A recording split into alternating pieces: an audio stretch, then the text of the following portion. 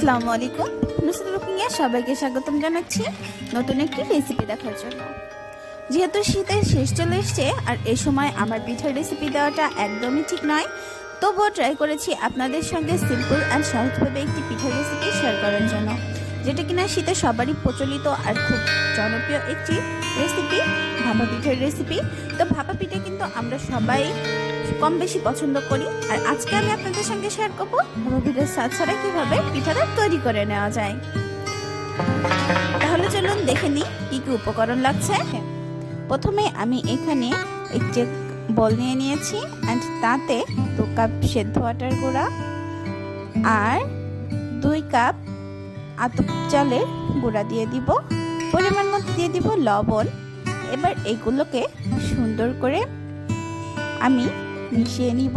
শুকনো উপকরণ দিয়ে সুন্দর করে মেশানো হয়ে গেলে এখানে 1 আঙ্গুল ডুবে রাখা যায় কিছুক্ষণ, সেই পরিমাপ গরম পানি আমি চাউলের আটার সঙ্গে ভালো করে মিক্সড করে নিব। আর এই আটাটা যত শুকনোভাবে মিক্সড করা যাবে ততটাই ভালো হবে। এখানে যেহেতু সেদ্ধ চালের আটা আছে আর আতপ চালের আটা আছে, দুটাকে মিক্সড করে নিয়েছি আমি, তাই পিঠাটার ডোটা অনেকটাই স্মুথ অ্যান্ড সুন্দর হবে। আর কেউ চাইলে এর সঙ্গে সুজি অ্যাড করতে পারে, তাহলে এটার থিকনেসটা আরো সুন্দর আসবে। আমার আটাটা পুরোটা ভালো করে মাখিয়ে নেওয়া হয়ে গেছে। আমি মুঠের মধ্যে দিয়ে এভাবে দলা পাকিয়ে দেখলাম এটা দলা পেকে যাবে, দেন ভেঙে দিলে আবার সুন্দর ঝরঝরা হয়ে যাবে। এই পর্যায়ে আমি এটাকে একটি চালনির সাহায্যে চেলে নিব।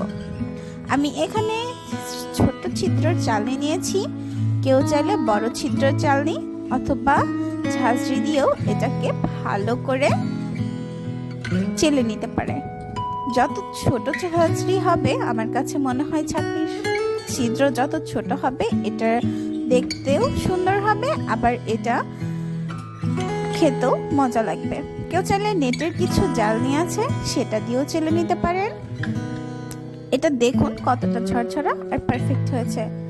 এবার আমি একটা নাইফের সাহায্যে গুড় বা পাটালি যেটাই বলেন সেটাকে ছোট ছোট করে কেটে নিব।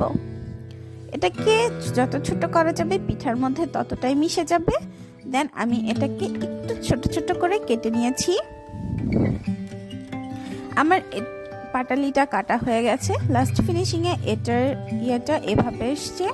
এখানে আমি আগে থেকে কুড়ে রাখা নারকেলটাও দিব। দেন নারকেলটাকেও আমি এখানে নিয়ে নিয়েছি। গুড় নারকেল রেডি করে আমার এখানে আটাটাও চালা হয়ে গেছে এরই মধ্যে। দেন আটাটার স্মুথ কতটা হয়েছে আমি একটু উঠিয়ে দেখে নিলাম। এবার এখানে আমি একটা মাটি সাজ বা মোল্ড যেটাই বলেন সেটা নিয়ে নিয়েছি ভাপা পিঠার জন্য। দেন এখানে মাঝখানে কিছু আটা দিয়ে মাঝখানে একটু ছিদ্র করে দিলাম যেন এটার মধ্যে আমি পুরটা ভরতে পারি। প্রথমে নারকেল দিয়ে দিলাম পরিমাণ মতো, নারকেলটা দিয়ে একটু ছাড়িয়ে দিয়ে এবার দিয়ে দিব পরিমাণ মতো পাটালি বা গুড়। পাটালিটা আমি মাঝখানে দিয়ে এটা একটু ছাড়িয়ে দিচ্ছি।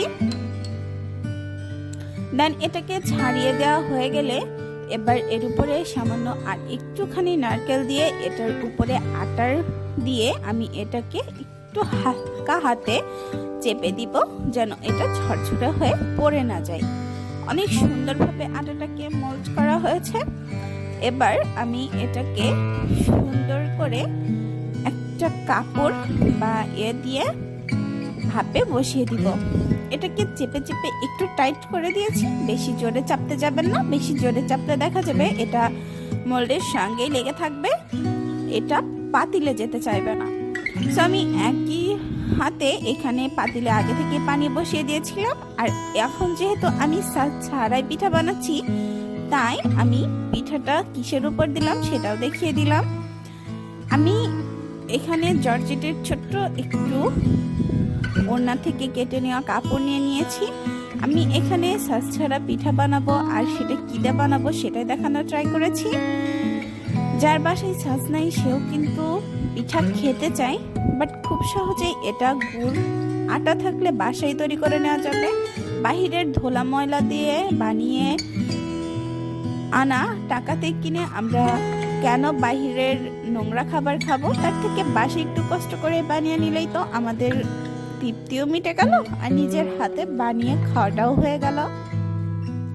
দেন এখানে আমি আপনাদের বোঝানোর সাথে আরো একটা পিঠা ভরে দেখিয়ে দিলাম যে এইভাবে আমি পুরো পিঠাটাকে তৈরি করে নিয়েছি।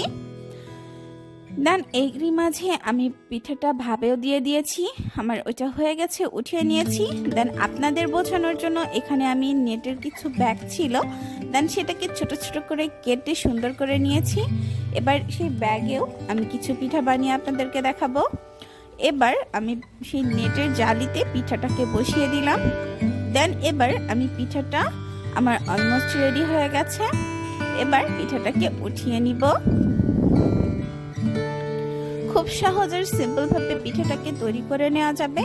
কেউ চাইলে একটু চেক করার জন্য পিঠাটাকে গায়ে দিয়ে দেখে নিবেন যে পিঠাটা হয়েছে কিনা। যদি হয়ে যায় তাহলে হাতটাকে ফিরিয়ে দিবে, আর যদি না হয় তাহলে হাতটা বসে যাবে পিঠার গায়ের সঙ্গে। দেখুন পিঠাটা কত স্মুথলি জালির সঙ্গে থেকে উঠে আসছে। আমি প্রত্যেকটা ওই দুটো পিঠা করেছি ন্যাকড়ার সঙ্গে, আর এই দুটো পিঠা করেছি জালির সাহায্যে। চারটা পিঠাই কিন্তু অনেক সুন্দর হয়েছে, স্মুথ হয়েছে, আর দেখতেও মাশাআল্লাহ অনেক সুন্দর হয়েছে। খেতেও কিন্তু অনেক মজাদার ছিল। যারা পিঠা লাভার তাদের জন্য আমার আজকের রেসিপিটি।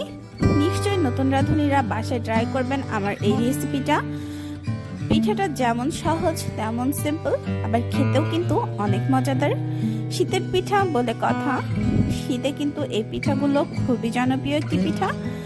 দেন আমি পিঠাটা আপনাদের সঙ্গে অনেক সিম্পলি শেয়ার করার ট্রাই করেছি। জানি না কতটুকু ট্রাই করতে পেরেছি, বাট ট্রাই করি সবসময় আপনাদের সঙ্গে সিম্পল আর সহজ খাবার শেয়ার করার জন্য।